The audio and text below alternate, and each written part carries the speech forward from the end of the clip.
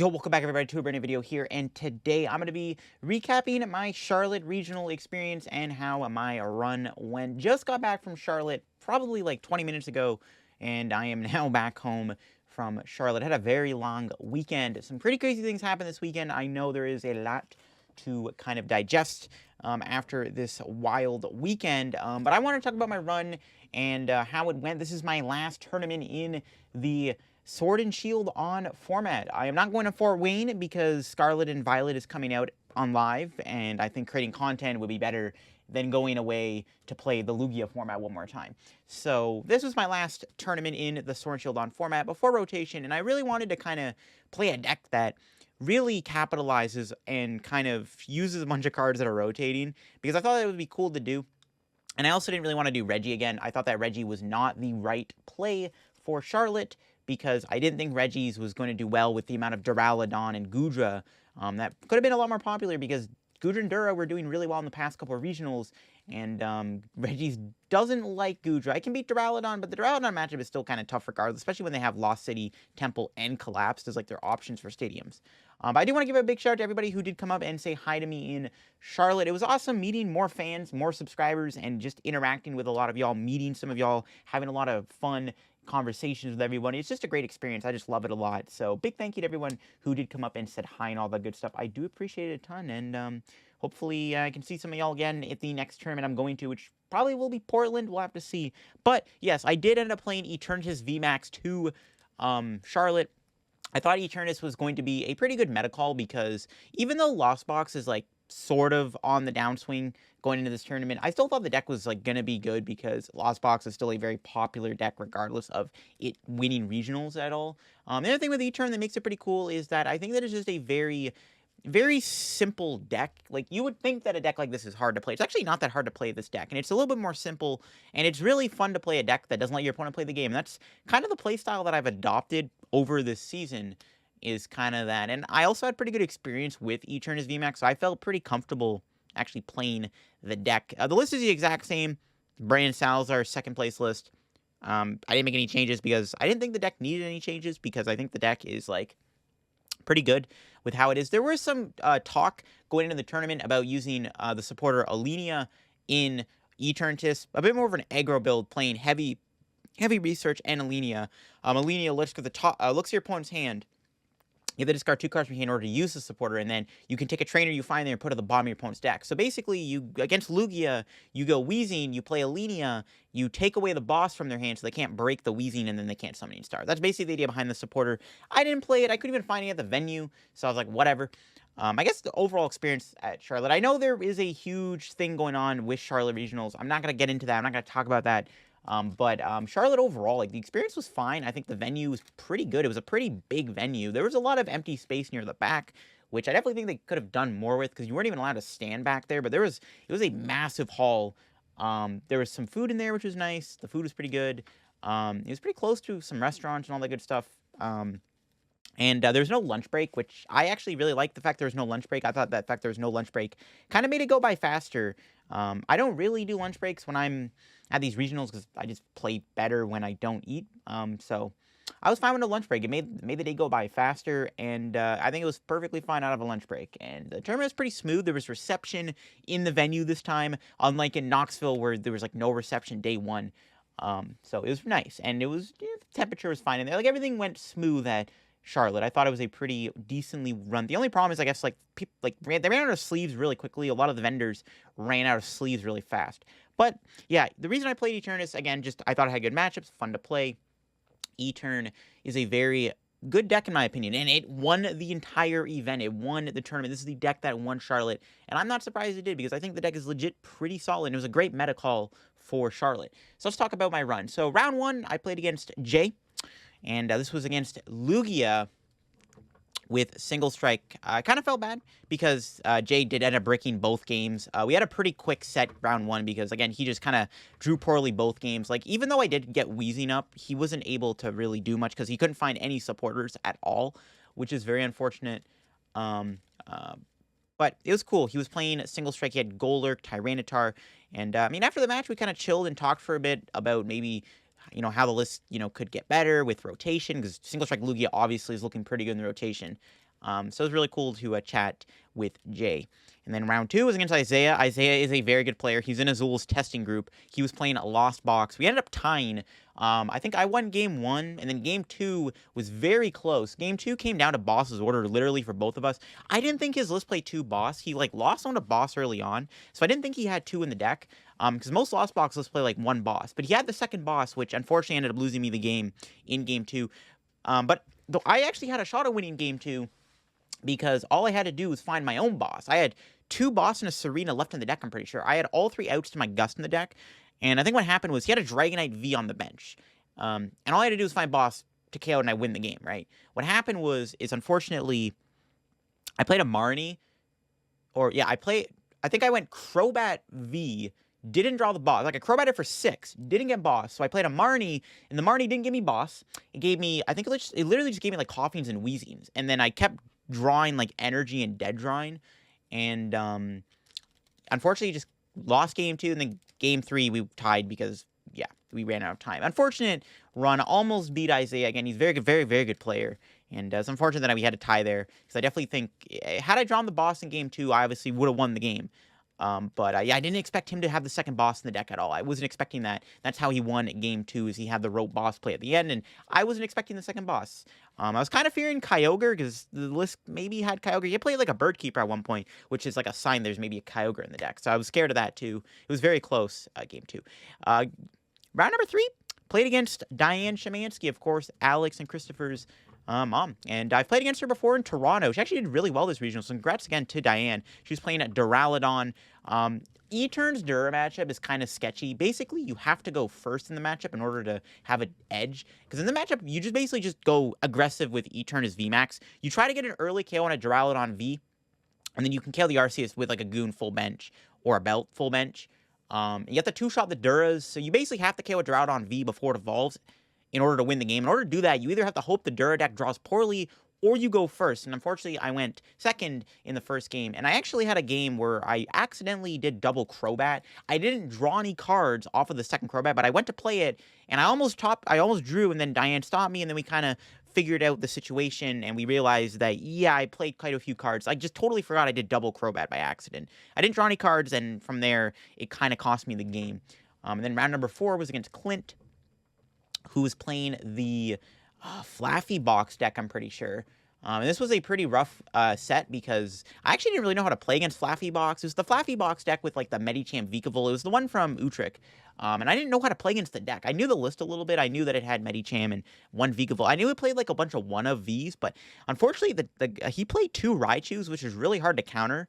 I think he won game 1, I won game 2, and then game 3, he just kind of rolled me.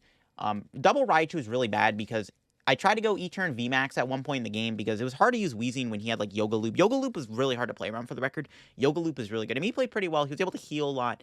But yeah, it really kind of just unfortunately came down to that. And also, I think he won a game because he had 2 Serena, 2 Boss. So he had 4 Gust in the deck, which is something I didn't expect either. I didn't expect the deck to have 4 outs to a Gust.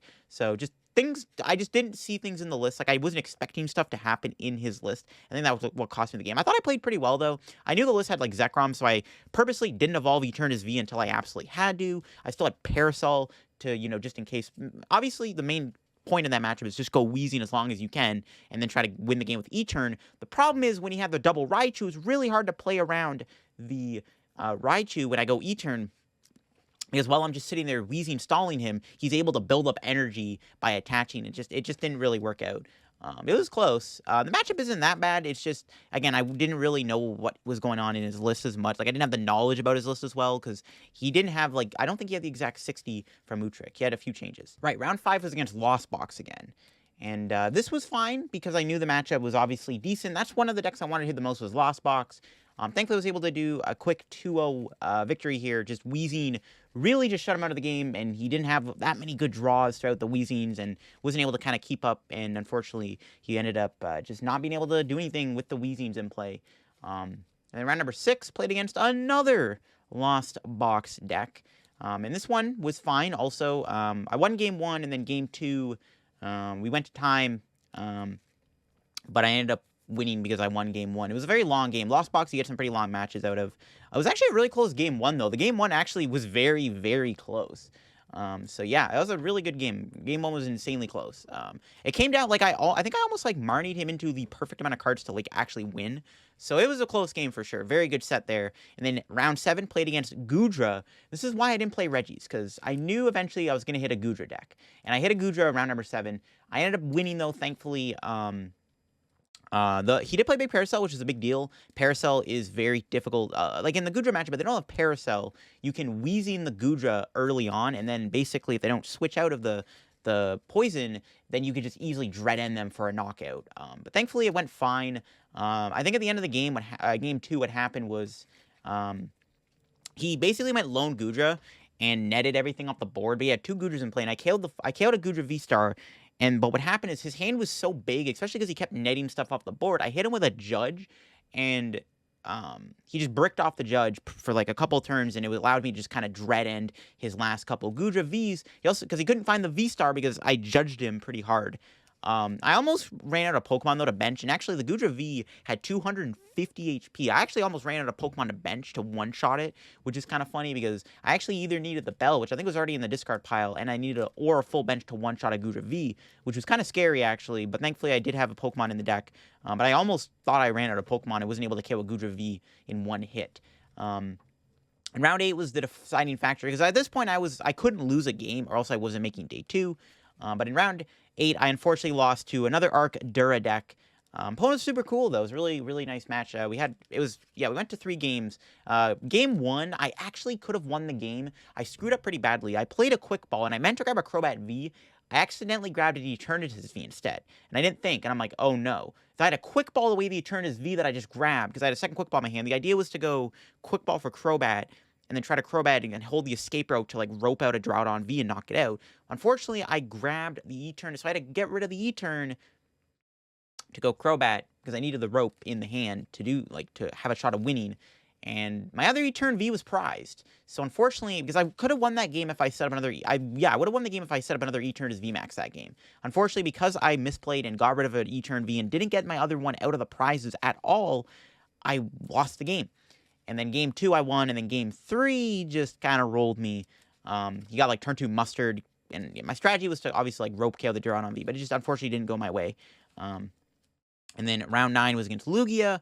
It was a nice little set actually, because game 1 he conceded early because of the Weezing lock, and then game 2, it was very, very close. He was basically going to win the game had I not seen a play coming. I noticed he was running very low on energy, and he had a turn where he was going to hit my E-turn VMAX and then finish off with Archeops. So what he did was he preemptively built up his Archeops on the bench and ran out of energy. He had a Charizard on the bench.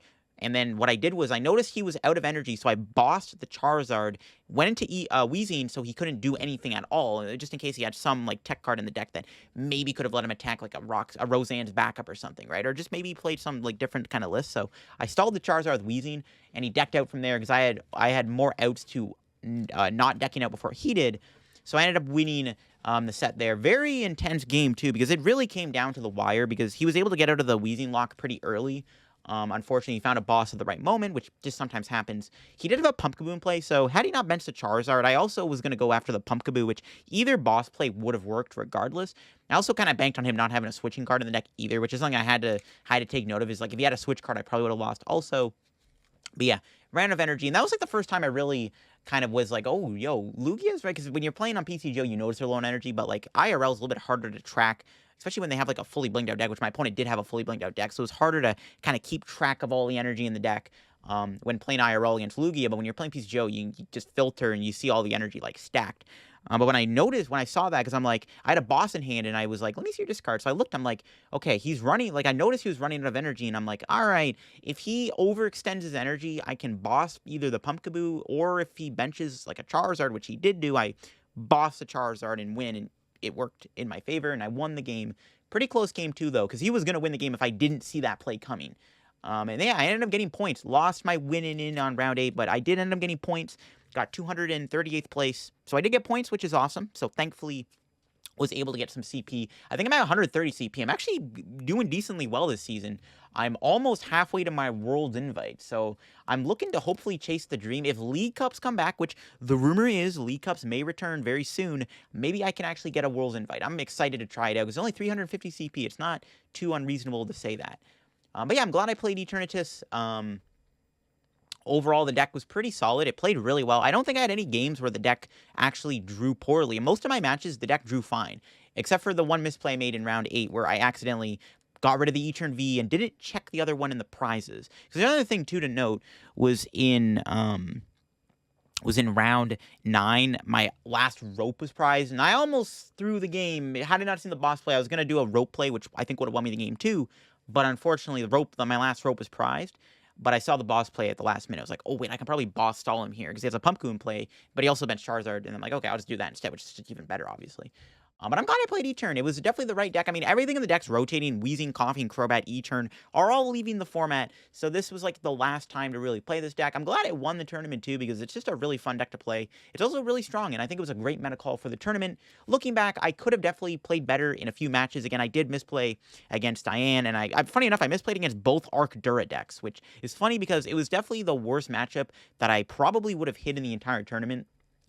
Reggie's was 50-50, I guess, but you know, if you just kind of go quad Weezing against them, they probably just lose. So I think it was fine, but yeah, hitting to Arcdura was not fun. I'm glad I didn't play Reggie's because honestly, I don't think I would have done well if I played Reggie's. Looking at my matchups, because I don't think, like, I don't know, for whatever reason, I do. Every time I play Reggie's, I can't beat Arcdura. So I'm glad I didn't play Reggie's this tournament because I don't think I can beat Arcdura with that deck. I'm just either bad with the matchup, don't know how to play it properly, or the luck is just not on my side. Because luck never is on my side when I'm playing against Arcdura, apparently.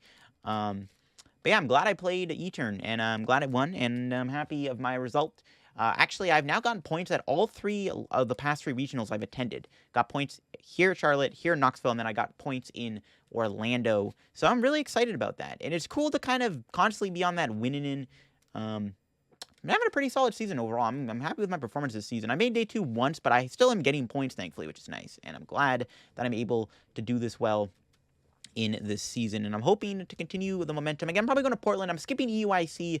I kind of want to go, but I mean, we'll have to see. I'm probably not going to go, but we'll see. I do want to go to EIC, but if I can, maybe, I don't know. I am going to Portland, though, most likely, and then I'm going to go to all the other regionals, hopefully, and obviously NEIC, because I'm skipping Fort Wayne.